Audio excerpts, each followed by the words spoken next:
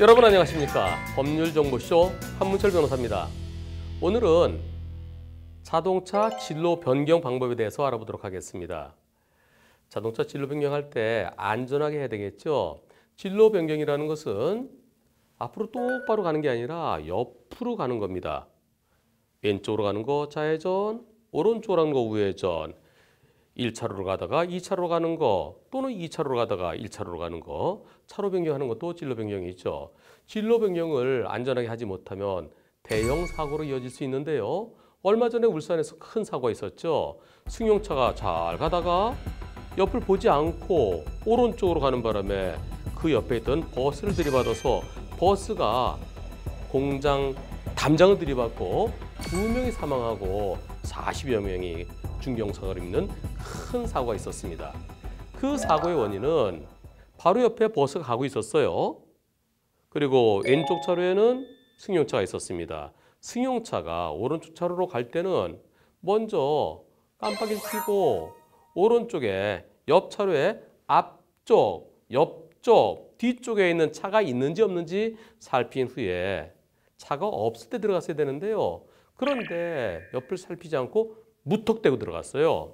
승용차가 2차로 달리고 있었죠. 2차로 가던 승용차가 3차로 들어가면서 바로 옆에 버스가 있었어요. 버스는 승용차보다 크죠. 승용차에 있으면 버스가 이만큼을 차지하고 있었는데요. 그냥 버스 쪽으로 가갖고 버스 앞바퀴 쪽을 들이받으면서 버스가 피하면서 담장을 들이받아갖고 2명이나 사망했기 때문에 운전자 구속되었죠. 구속에까지 이른 사건. 바로 옆에 버스가 있었는데 버스를 못 봤다? 처음에 그랬어요. 근데 있는 버스를 왜 못 봐요? 사이드 미러를 못 봤다? 사이드 미러를 왜 보나요? 버스는 앞에서부터 있었는데요. 결국 아무 생각 없이 차로 변경하다 일어난 사고로 여겨집니다. 앞쪽, 옆쪽을 한 번만이라도 봤더라면 그 사고는 일어나지 않았을 겁니다. 게다가 또 깜빡이도요. 들어간 다음에 깜빡하는 게 보입니다. 사소한 부주의에서 일어난 대형 참사였었는데요. 진로 변경할 때 제일 중요한 거는 먼저 깜빡이를 켜는 겁니다. 깜빡이를 먼저 켜서 내 옆에 있는 차들한테 아하, 저 차가 진로 변경할 거구나. 저 차보다 내가 먼저 지나가 줘야지. 아니면 저 차한테 양보해야지. 그걸 판단할 수 있도록 예고편을 보여주는 거. 그게 깜빡입니다. 방향지시등이죠. 방향지시등은 들어가면서 켜면은 안 킨 거랑 똑같아요. 미리 켜야 됩니다.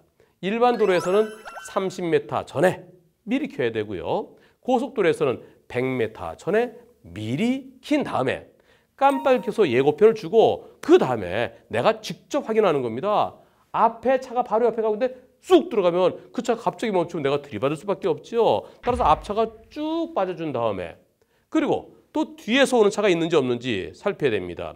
뒤에서 오는 차가 가까이 있다. 그럼 내가 들어가다가 그 차랑 부딪힐 수 있죠. 또 뒤에서 오는 차가 좀 멀다 싶더라도 그 차의 속도를 살펴봐야 돼요. 그 차가 빠르게 달려오면은 내가 들어가면서 그 차랑 부딪힐 수가 있습니다. 따라서 뒤쪽도 확인해야 되는데요. 사이드 미러만으로는 부족합니다. 룸미러만으로도 부족하죠. 따라서 직접 고개를 돌려서 확인하는 어깨 뒤로 고개를 돌려서 확인한다. 숄더 체크라고 그러는데요.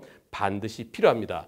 왜냐하면 사각지대가 있기 때문이죠. 바로 옆에 가까이 붙어 있는 차는 안 보일 때가 있습니다. 따라서 바로 옆에 있는 차 또는 사각지대에 있는 차를 그 차를 피하기 위해서는 반드시 사이드 미러뿐만 아니라 숄더 체크까지 하는 게 필요합니다. 또 내가 깜빡이를 아까부터 켜고 있었으니까 다른 차들이 다 나한테 양보해 주겠지. 이렇게 생각하는 것도 매우 위험합니다. 깜빡이가 암행어사 마패는 아닙니다. 암행어사 줄대요 하면서 마패를 보이면 전부 다 쫙 엎드리는 그거는 옛날에 조선시대 때 있었던 얘기죠. 깜빡이 켰다고 해서 다른 사람이 비켜주는 게 아니라 깜빡이 킨 차가 다른 차들에게 방해되지 않는 방법으로 조심해서 진로 변경을 해야만 되겠습니다. 한편 단순한 차로 변경 말고 회전해야 될 때가 있습니다. 좌회전, 우회전. 우회전할 때는 깜빡이 미리 켜고 오른쪽에 바짝 붙어서 천천히 돌아야 됩니다. 왜냐하면 옆으로 오토바이나 자전거 올지 모르니까 바짝 붙어주는 것이 안전합니다.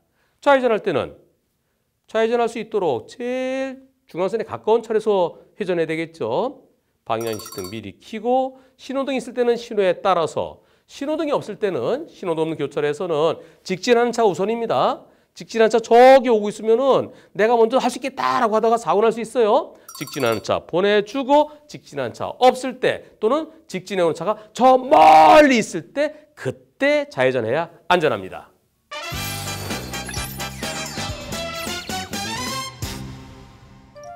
오늘 주제의 키포인트는 진로 변경하기 전에 미리 방향시등을 켜는 겁니다. 어떤 경우는 방향시등을 거꾸로 켜는 경우도 있어요. 거꾸로 켜면 안 되고요. 똑바로 오른쪽으로 할 때는 오른쪽, 왼쪽으로 할 때는 왼쪽 방향시등 깜빡이를 켜야 되겠죠.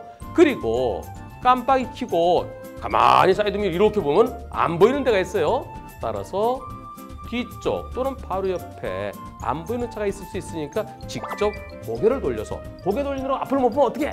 잠깐이죠, 잠깐. 0.5초만 돌리면 됩니다. 얼른 돌려도 다시 봐야 되겠죠. 따라서 진로 변경하다가 이 두 가지, 방향시등 미리 켠다, 직접 고개 돌린다, 이 두 가지만 하면 진로 변경 중에 일어난 사고는 없을 겁니다. 여러분들의 안전운전을 기원합니다. 지금까지 법률정보쇼 한문철 변호사였습니다.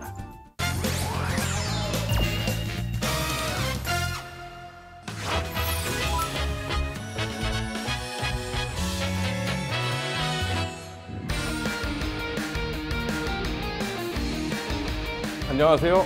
법률정보쇼 이성환 변호사입니다. 이번 시간에는 우리 법이 사람을 어떻게 규정하고 있는지 한번 살펴보도록 하겠습니다. 자, 과연 우리 법은 사람을 어떻게 규정하고 있을까요? 자, 민법은 사람을 자연인과 법인으로 구분하고 있습니다. 이 자연인은 말 그대로 그냥 사람이고요. 법인은 사단법인, 재단법인, 상법상의 주식회사, 한명회사, 합자회사 같은 회사도 법인입니다. 우리 민법 제3조를 보면 사람은 생존하는 동안 권리 의무의 주체가 된다고 규정을 하고 있는데요. 자, 그럼 사람은 언제부터 사람일까요? 사람이 만들어지는 과정을 한번 보게 되면 난자와 정자가 수정하게 되고요. 그 수정란이 자궁에 착상한 뒤에 태아가 성장하고 진통과 분만 과정을 거쳐서 출산을 하게 됩니다. 그 다음에 부모님이 관할 관서에 출생 신고를 하게 되는데요. 자, 이 과정 어디서부터 사람으로 봐야 될지가 문제입니다. 우리 법은 완전히 출생한 뒤, 그러니까 엄마 뱃속에서 나왔을 때를 사람으로 보고 있습니다. 그렇기 때문에 태아는 사람이 아니게 되는 것이죠. 형법상에서는 태아를 죽였을 경우에 이것이 살인이냐 라는 문제가 되겠죠. 태아는 사람이 아니기 때문에 살인죄가 적용되지 않고요. 상속의 경우에 있어서도 태아는 사람이 아니기 때문에 바로 상속은 되지 않습니다. 그렇기 때문에 우리 민법은 특별 규정을 두어서 태아가 출생했을 때 소급해서 사람으로 보고 상속을 인정하고 있습니다. 자, 그럼 반대 개념입니다. 사람은 언제까지 사람일까요?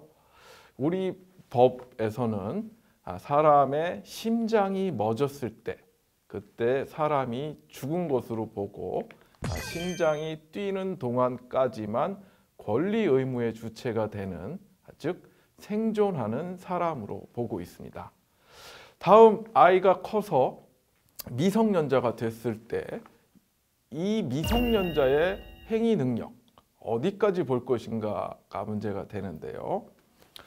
예를 들어서 7살짜리 우리 아들이 겁도 없이 수백만 원의 드론을 구입했다라고 합시다.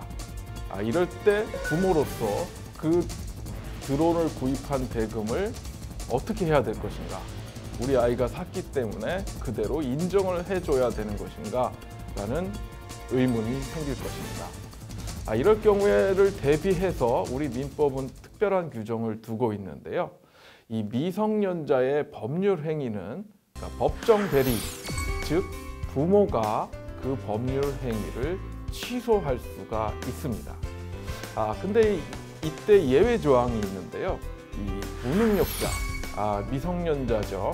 한 중고등학교 정도 되는 학생이 마치 자신이 성인인 양 사술로서 그러니까 상인을 속이고 능력자로 믿게 한 경우에는 취소가 불가하다라는 규정도 있습니다.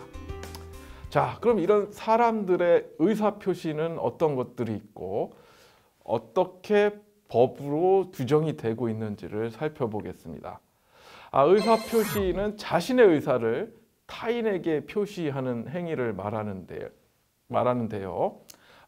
예를 들자면 매월 말일에 연 5%의 이자를 지급하겠다. 또는 500만 원의 물건을 구입하겠다. 당신에게 내가 1000만 원을 주겠다. 이런 것들이 의사표시가 되겠습니다. 자, 그런데 만일 진정한 의사가 아닌 거짓의 의사를 표시하는 경우에 그때의 법률 효과는 어떻게 되는지 한번 살펴볼까요? 예를 들어서 고용주가 형식상 사직서를 쓰라. 하지만 내가 당신을 자르지 않겠다. 이런 얘기를 해서 사직의 의사가 없음에도 사직서를 쓰는 경우가 있겠죠. 또는 농담처럼 내가 10억을 주겠다. 이렇게 말하는 경우가 있을 수 있는데요. 자, 이런 경우 원칙적으로는 그 의사표시대로 효과가 발생을 합니다. 다시 말해서 사직서를 냈다면 사직을 해야 되는 것이고 1000만 원을 주겠다고 하면 1000만 원을 줘야 하는 거죠. 하지만 우리 법은 예외 조항을 두어서 다만 상대방이 표의자의 진이 아님을 알았거나 알 수 있었을 경우에는 무효로 하는 조항을 두고 있습니다. 서로가 거짓인 것을 알았을 경우에는 그 말한 대로 효과가 발생하는 것은 아니라는 얘기죠. 그다음에 서로 통정해서 그러니까 서로 짜고 허위로 의사표시를 하는 경우가 있는데요. 예를 들어서 강제 집행을 면탈하기 위해서 허위로 소유권 이전 등기를 하는 경우가 있겠죠. 이런 경우는 허위 표시로서 무효가 됩니다. 그다음에 착오라는 규정도 있는데요. 법률 행위의 중요 부분에 착오가 있는 경우에는 취소할 수도 있습니다. 예컨대 나는 갑의 채무를 담보할 생각으로 근저당권을 설정해줬는데 어떤 착오로 을의 채무를 보증하게 된 경우, 이럴 경우에는 그 보증 행위를 취소할 수 있는 겁니다. 그 다음에 또 살펴봐야 될 것이 이제 사기에 의한 의사표시의 경우는 어떻게 되느냐인데요. 우리가 사기를 당해서 돈을 주거나 하는 경우가 있죠. 이럴 때는 사기에 의한 것이 명백하게 밝혀지면 취소할 수가 있고요. 또 강박에 의한 의사표시도 취소할 수가 있는데요. 이 강박이라는 것은 어떤 폭행이나 협박으로 내가 원치 않는 의사표시를 했을 경우를 말합니다. 자기가 쓴 차용증이 강제로 쓴 것이기 때문에 무효라고 주장하는 경우가 있는데요. 이런 경우가 바로 이 강박에 의한 의사표시의 경우이고요. 단순히 강제로 했다라는 정도만으로는 재판부에서 강박의 의사표시로 인정하지는 않고요. 형사처벌 등의 부가적인 조치가 있어야만 강박에 의한 의사표시로서 취소를 허용해주고 있습니다.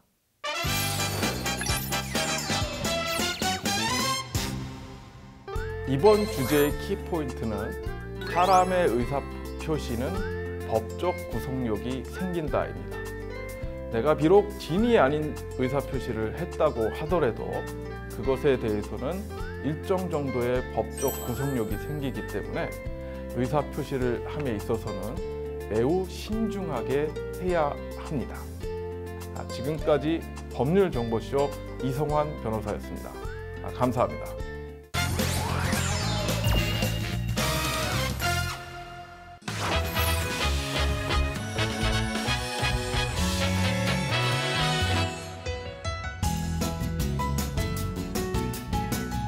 안녕하세요.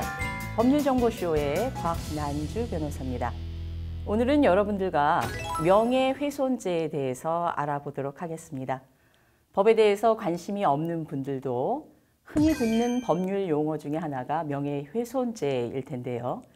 특히 요즘처럼 인터넷과 SNS를 통해서 자유로운 의견 개진과 또 비판이 허용되는 상황에서는 명예훼손을 할 가능성도 또 명예훼손을 당할 가능성도 아주 많아졌습니다. 따라서 과연 어디까지가 허용되는 자유로운 의견 개진이고 어디에서부터가 명예훼손죄로 처벌되는 것인지 궁금해하는 분들이 아주 많을 것입니다. 자, 우리 형법 307조 제1항을 보면 공연히 사실을 적시하여 사람의 명예를 훼손한 자는 2년 이하의 징역이나 금고 또는 500만 원의 벌금에 처한다고 규정되어 있고요. 또 2항에서는 공연히 허위의 사실을 적시해서 사람의 명예를 훼손한 자는 5년 이하의 징역, 10년 이하의 자격정지 또는 1,000만 원 이하의 벌금에 처한다고 규정되어 있습니다. 즉, 우리 형법은 진실을 공개한 경우라도 그것이 타인의 명예를 훼손했을 때에는 처벌 대상이 되고 다만 허위의 사실을 공개했을 때 가중해서 처벌한다는 입장을 취하고 있습니다. 자, 그럼 형법에서 공연히라는 말을 쓰고 있는데요. 이 공연히가 도대체 무슨 뜻일까요? 이 공연히는 바로 명예훼손죄가 성립되는지 여부를 판단하는 데 핵심 요소 중에 하나인 공연성을 말합니다. 공연성이란 불특정인 또는 다수인에게 전파될 가능성이 있는가 하는 관점입니다. 따라서 구체적인 사안이 발생했을 때 과연 이것이 명예훼손죄에 해당하는지를 판단하기 위해서는 이 공연성이 있는가 없는가를 보게 됩니다. 예컨대 직장 내 전산망에 설치된 자유 게시판에 특정인에 대한 이야기를 실었습니다. 그러면 그 이야기는 그 사람과 직접적인 친분이 없는 그 직장 내 모든 사람들이 읽을 가능성이 있게 되죠. 이런 경우에 공연성이 인정됩니다. 또 같은 동네에 사는 사람 몇 명과 어떤 특정인에 대한 험담을 했어요. 그런데 내 얘기를 들은 사람들이 가서 다른 사람에게 그 이야기를 전파할 가능성이 있을 때 그때 우리는 공연성을 인정합니다. 그렇지만 만약에 목사님이나 또는 신부님과 상담을 한다면 우리는 이분들이 비밀을 지켜주겠구나 하고 자유롭게 이야기를 하겠죠. 그래서 이럴 경우에 유감스럽게도 그 신부님이나 목사님이 제3자에게 나한테서 들은 얘기를 옮겼을 경우에는 공연성이 부인되어서 명예훼손죄가 성립되지 않을 가능성이 아주 높습니다. 다음은 또 형법에서 사실의 적시라는 표현을 씁니다. 사실의 적시. 이건 또 무슨 말일까요? 일반적으로 우리가 좋다, 나쁘다, 싫다, 예쁘다 이렇게 말하는 것은 단순한 가치 판단이나 의견 진술이지 사실의 진술은 아닙니다. 이 사실의 적시는 구체적인 사실관계를 말을 해야 됩니다. 그러니까 예컨대 김갑돌이 박을순과 내연관계에 있다. 김갑돌이 예전에 사기죄로 처벌받은 전력이 있다. 또는 김갑돌이 거래처에서 부정한 돈을 받았다. 혹은 김갑돌이 박을순을 성추행했다. 이런 식으로 구체적인 사실을 언급해야 되는 겁니다.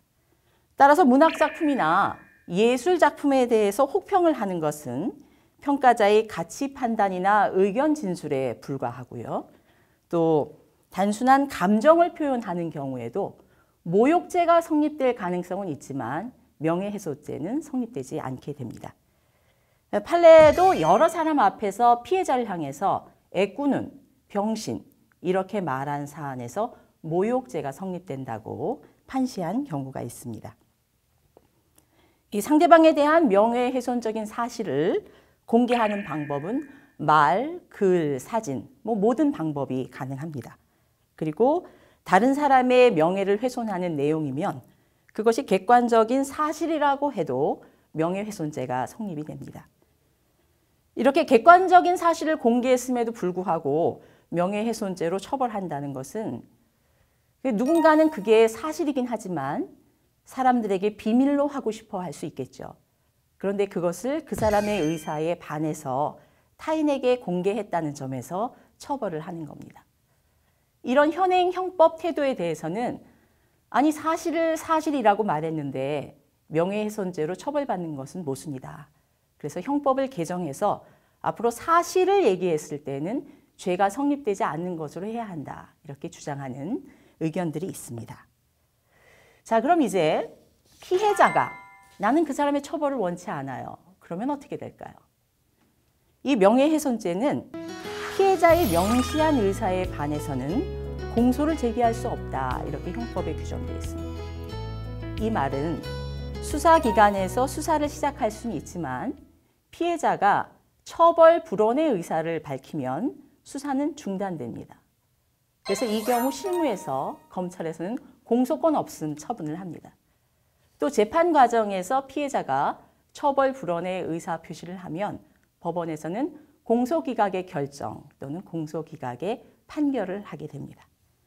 따라서 만약 누군가의 명예를 훼손하는 행위를 해서 현재 고소를 당하신 분이 있다면 피해자를 찾아가서 얼른 사과하고 합의하시는 것이 좋습니다. 자, 그럼 만약에 국민의 알 권리를 위해서 특정인의 명예를 훼손하는 사실을 공개했을 때에도 과연 처벌을 하는 것이 타당할까요? 형법 제310조를 보면 명예훼손적인 행위라 할지라도 진실을 공개했고 오로지 공공의 이익에 관한 경우에는 처벌하지 않는다. 이렇게 규정하고 있습니다. 이는 표현의 자유와 또 개인의 명예보호라는 법익이 충돌했을 경우에 특정인에 대한 비판이 공공의 이익을 위한 진정하고 공정한 것이라면 처벌하지 않는다는 뜻입니다. 따라서 미투 운동의 피해자가 특정인에 대한 성범죄 사실을 공개했을 때 그것이 진실하고 또 공익을 위한 것이라고 판단된다면 처벌받지 않게 될 것입니다. 법원은 상가 건물 관리의 회장이 결산 보고를 하면서 회원들에게 직전 회장이 체납 관리비를 둘러싸고 처벌받은 사실을 공개한 사안에서 이는 회원 전체의 관심과 이익에 관한 사항을 보고한 것이기 때문에 위법성이 없다라고 판시한 사실이 있습니다.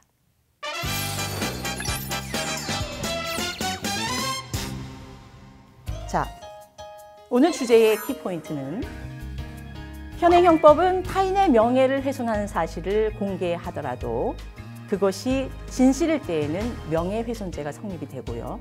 다만 허위의 사실을 공개했을 때만 가중해서 처벌하게 됩니다. 또한 공개한 사실이 진실하고 또한 오직 공공의 이익을 위한 경우일 때에는 처벌하지 아니하고 또 피해자가 처벌 불원의 의사를 밝힌 경우에도 처벌하지 않게 됩니다. 자, 오늘은 여러분과 명예훼손죄에 대해서 살펴봤습니다. 우리는 사회적 동물이기 때문에 사람의 명예는 사람의 재산 못지않게 아주 소중합니다. 우리 모두 말조심, 행동조심으로 상대방의 명예를 존중하도록 합시다. 자, 지금까지 법률정보쇼의 박난주 변호사였습니다. 남은 하루도 행복하십시오. 감사합니다.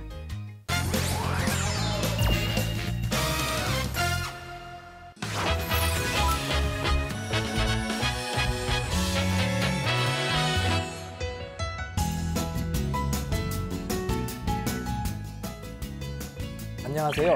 법률정보쇼 이인철 변호사입니다.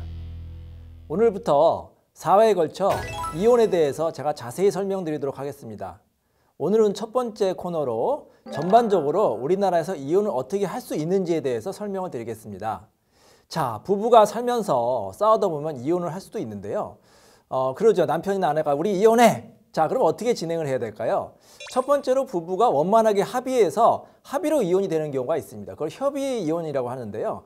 협의혼 같은 경우에는 부부가 같이 이제 법원에 접수를 하고 숙려 기간을 거친 후에 다시 이제 법원 판사 앞에서 확인을 받고 구청에 신고하면 이제 이혼이 마무리됩니다. 어떻게 보면 쉽다고 볼 수가 있죠. 근데 문제는 부부가 이제 협의가 안 되는 경우예요. 예를 들어서 남편은 이혼을 하고 싶은데 아내는 이혼을 하기 싫다. 이럴 경우에는 협의가 되지 않겠죠. 남편이 부득이 이혼을 할 경우에는 이혼 소송을 제기할 수밖에 없습니다. 또 부부가 이혼하기로 합의했는데 서로 자녀 가지고 싸우는 거예요. 자녀를 서로 키워야 된다고 싸우는 경우도 있고요. 그럴 경우도 역시 재판을 해야 되고요. 마지막으로 아이도 누구로 키우기로 합의했는데 재산에 대해서 다툼이 생길 수도 있잖아요. 남편 같은 경우에는 재산을 아내에게 주기 싫다 이런 경우가 실제로 많은데요. 또 아내는 또 경제적으로 독립해야 되니까 재산을 많이 받고 싶다 이렇게 해서 협의가 되지 않아서 부득이 재판을 해야 될 수가 있습니다. 자, 그러면 여러분 외국 드라마들 많이 보셨죠? 외국에서는 이혼하자 법원 가면 쉽게 이혼이 될 수가 있습니다. 한 명이 이혼을 거부해도 이혼이 될 수밖에 없어요. 그거를 파탄주의라고 합니다. 선진국에서는 부부관계가 깨졌다, 파탄만 되면 쉽게 이혼을 해주고 있습니다. 하지만 우리나라는 외국처럼 이혼이 쉽게 될까요? 그렇지 않습니다. 우리나라는 유책주의라고 해서요. 민법 840조에 6가지 사유 중에 하나, 적어도 하나가 있어야지만 재판상 이혼을 청구해서 이혼이 될 수가 있습니다. 자, 민법 840조는 6가지가 규정이 되어 있는데요. 첫 번째는 배우자에게 부정한 행위가 있었을 때, 예를 들어서 남편이나 아내가 바람을 피웠다. 그거에 대한 입증 자료가 있어서 소송을 제기하면 이혼이 될 수가 있고요. 두 번째로 배우자가 악의로 다른 일방을 유기할 때, 예를 들어서 집을 나가가지고 생활비도 안 주고 몇 년이 지났어요. 이럴 경우에도 이혼을 할 수가 있고요. 세 번째로 고부 갈등이 많이 힘들었다. 아니면 요즘에 이제 그 처가와의 갈등을 이제 호소하는 남편도 있어요. 이렇게 시부모나 처가 식구들과의 갈등이 심해졌다. 이럴 경우도 이혼이 될 수가 있고요. 네 번째로 자기의 이제 어머니가 자기 아내한테 이제 심히 부당한 대우를 받는 거예요. 아니면은 뭐 자기 아버지가 자기 뭐 사위라든지 이런 사람한테 심하게 부당한 대우를 당했을 때 역시 이혼이 될 수가 있습니다. 그리고 배우자가 이제 가출했는데 3년 동안 행방불명이 됐어요. 이 경우에도 이혼이 될 수가 있고요. 그리고 가장 이제 중요한 사유가 유코인데요. 기타 혼인을 지속할 수 없는 심히 중대한 사유가 있을 때 이혼이 될 수가 있습니다. 자, 5가지 사유는 좀 명백한데요. 6번째 사유가 좀 애매한 경우가 있어요. 예를 들어서 얼마 전에도 저희 사무실에 상담이 왔는데 이제 아내분이 찾아왔어요. 이혼을 하고 싶다는 거예요. 성격이 너무 안 맞아가지고 이혼을 하고 싶습니다. 단순히 성격이 안 맞는 것 갖고 이혼할 수가 있을까요? 힘들어요. 둘이서 이제 합의가 되면은 이혼이 되지만 법원 가가지고 판사님한테 판사님 남편이 성격이 너무 이상합니다. 이혼 시켜주세요. 그러면 이혼이 기각이 될 수가 있어요. 그거를 입증을 해야 됩니다. 예를 들어서 남편이 뭐 성격이 아주 이제 괴팍을 해가지고 괴팍해서 욕설을 한다든지 아니면 물건을 집어 던진다든지 아니면 아내를 끊임없이 인격을 무시한다든지 이렇게 어떤 심히 정말로 결혼 생활을 할 수가 없구나 이럴 정도의 사유가 되어야만 이혼이 될 수가 있습니다. 자, 이런 경우가 있었어요. 남편이 아내한테 아내가 이제 오랜만에 이제 남편한테 사랑을 받고 싶어서 딱 오니까 아내가 너무나 이제 살이 쪄가지고 못생겨 보이는 거예요. 그래서 남편이 아내한테 당신 너무 못생겼다. 이렇게 이제 인격을 무시했어요. 이게 이혼 사유가 될 수 있을까요? 될 수가 있습니다. 이렇게 남편이나 아내가 서로에 대한 인격을 무시하고 또 심지어는 그 처가 당신네 식구들은 왜 이래? 당신네 어머니 아버지는 왜 이래? 이렇게 다른 사람의 그런 가족을 욕하는 것도 이혼 사유가 될 수가 있습니다. 자, 그리고 잠자리 거부하는 게 이혼 사유가 될 수 있을까요? 예를 들어서 부부라면은 정신적으로도 이제 교감을 해야 되지만 육체적으로도 교감을 해야 되거든요. 근데 남편이나 아내가 정당한 사유 없이 일방적으로 부부관계를 거부한다. 이 경우에 실제로 이렇게 다툼을 가는 경우가 많은데요. 우리 판례는 원칙적으로는 정당한 사유 없이 부부관계를 거부하면 이혼 사유가 될 수 있다. 이게 이제 주된 판례인데요. 근데 뭐 예를 들어서 뭐 신혼부부 같은 경우에 정당한 사유 없이 뭐 1년, 2년 동안 부부관계를 거부하면 이혼 사유가 되지만 뭐 60대, 70대, 80대 할머니, 할아버지가 부부관계를 거부했다고 소송을 하는 경우가 있었는데 그 경우에 이혼이 안 된다는 그런 사례도 있었습니다. 참고해 보시기 바랍니다. 자, 배우자뿐만 아니라 배우자 그 시부모가 미워서 이혼하고 싶다 이렇게 얘기하는 경우가 많아요. 남편은 착한 사람 같은데 시어머니가 정말로 이상한 여자다 이렇게 이제 주장하는 며느리가 있고요. 또 사위 같은 경우에는 아내는 그럴만 해도 좀 참고 살겠는데 장인 장모가 나한테 너무 부당하게 대우한다 이렇게 해가지고 아내 남편뿐만 아니라 뭐 장인 장모라든지 시부모한테까지 이혼 소송을 하겠다 이런 경우가 있는데 가급적이면 그건 안 하는 게 좋습니다. 우리 법원에서도 시부모님 상대로 소송하는 걸 별로 좋아하지 않고요. 또 만약에 그 사람들을 상대로 소송하려면 명백한 이유가 있어야 되니까 그것도 참고하시기 바랍니다.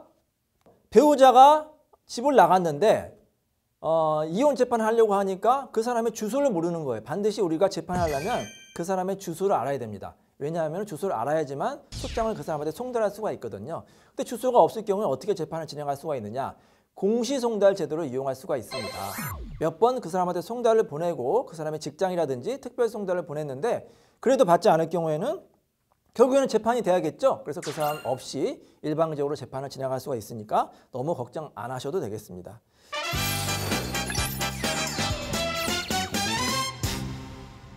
우리나라의 이혼 제도에 대해 설명을 드렸는데요. 우리나라의 이혼 제도는 크게 두 가지가 있습니다.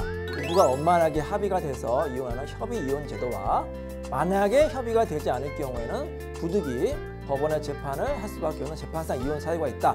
근데 우리나라는 외국처럼 이혼이 쉽다 어렵다? 네, 외국처럼 이혼이 쉽지가 않습니다. 외국은 파탄주의지만 우리나라는 유책주의이기 때문에 반드시 법에서 정한 사유가 있어야 되고 이거를 입증할 수 있는 증거가 있어야 됩니다. 그 증거에 대해서는 제가 나중에 설명을 드리도록 하겠습니다. 자, 지금까지 법률정보쇼 이인철 변호사였습니다. 감사합니다.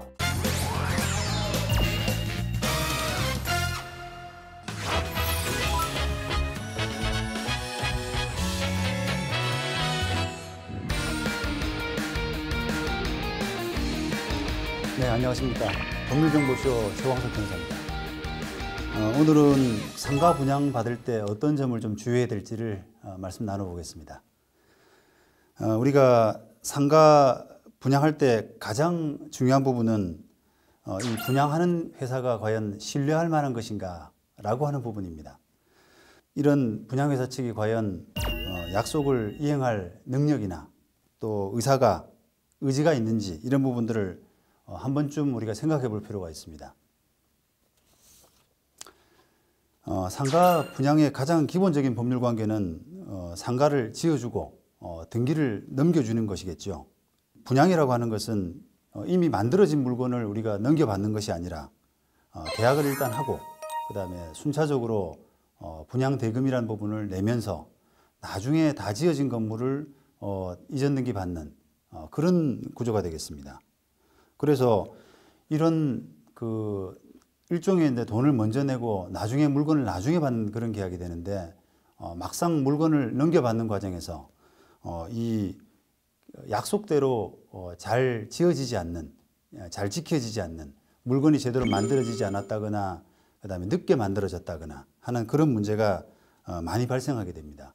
자, 그때 이 분양회사가 이런 분양 대금을 돌려주거나 또는 하자 보수에 대해서, 하자 발생에 대해서 손해배상을 해줄 수 있는 능력이 되는지 이런 부분을 살펴볼 필요가 있습니다.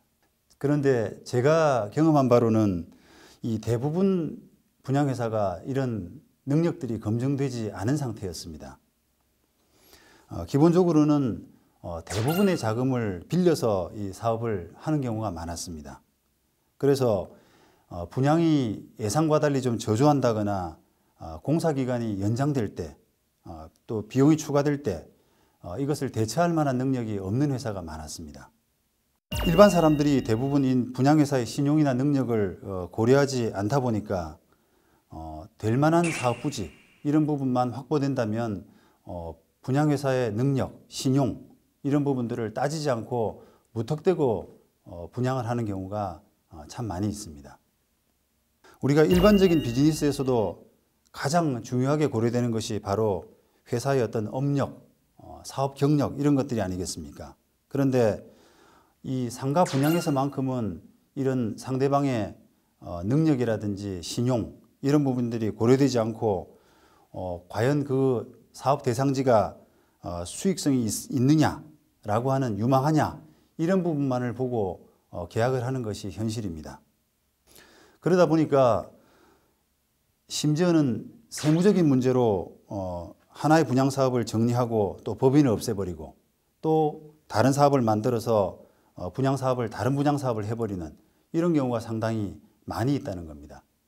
이런 경우에는 분양회사에 대해서 과연 책임을 물을 수 있는 그런 법률 관계, 그 능력 이런 부분들이 당연히 안 되는 것이겠죠. 일정 기간 몇 %의 수익을 분양회사에서 보장한다. 이런 부분들도 상당히 분양에서 많이 쓰여지는 수법인데요. 이런 부분들도 과연 약속이 제대로 지켜질 수 있을 것이냐라고 하는 관점에서 바라볼 필요가 있습니다. 법률사무소에서 인증을 해주겠다, 또 서면상으로 분명히 약속해주겠다, 이런 약속들을 수익률 보장으로 많이 보장을 하고 있습니다만 과연 분양회사가 그럴 만한 능력이 되는지 다시 생각해 볼 필요가 있다는 거죠. 실제로 이런 능력이 없다면 그러한 약속들은 단순히 분양률을 높이기 위한 어떤 광고 수단 정도로밖에 취급될 수가 없을 것입니다. 결국 이런 약속들이 잘 안 지켜져서 분양회사가 부도 나서 실제로 손해를 보는 경우가 많이 발생하고 있습니다.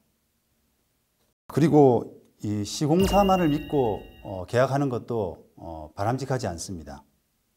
사람들은 이 분양회사의 시공사만 보고 분양에 문제가 없을 것이다, 이렇게 많이 쉽사리 안심하기도 하는데요.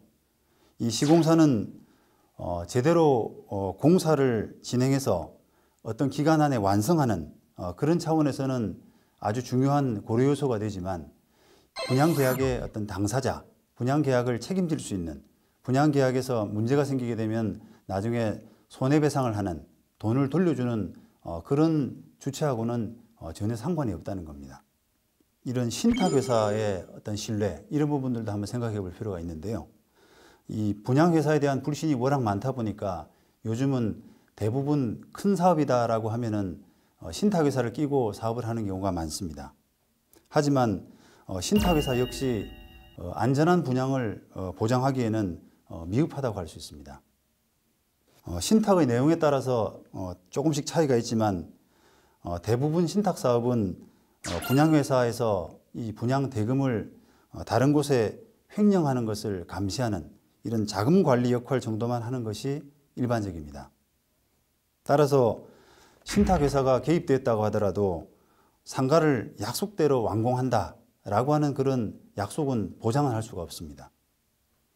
만약에 상가 분양 실적 자체가 저조해서 이게 사업이 망가진다라고 하게 되면은 그것을 신탁회사가 보장을 해서 상가 건물을 다 지어준다, 이런 약속을 보장을 받아낼 수가 없는 겁니다. 결국 아파트처럼 이 공적인 기관에서 분양을 보증하지 않는 한은 부동산 분양이라고 하는 것은 분양회사의 신뢰, 이런 부분에 따라서 굉장히 어떤 불투명한 부분이 많이 발생할 수밖에 없습니다. 따라서 분양을 받으시는 분 입장에서는 여러 가지 각별한 주의가 필요하다고 할 수 있습니다.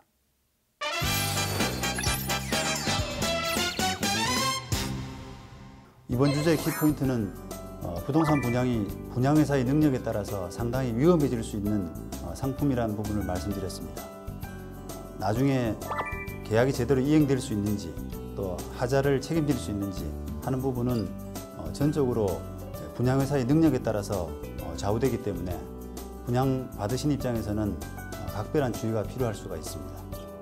이상으로 법률정보쇼 최광석 변호사였습니다.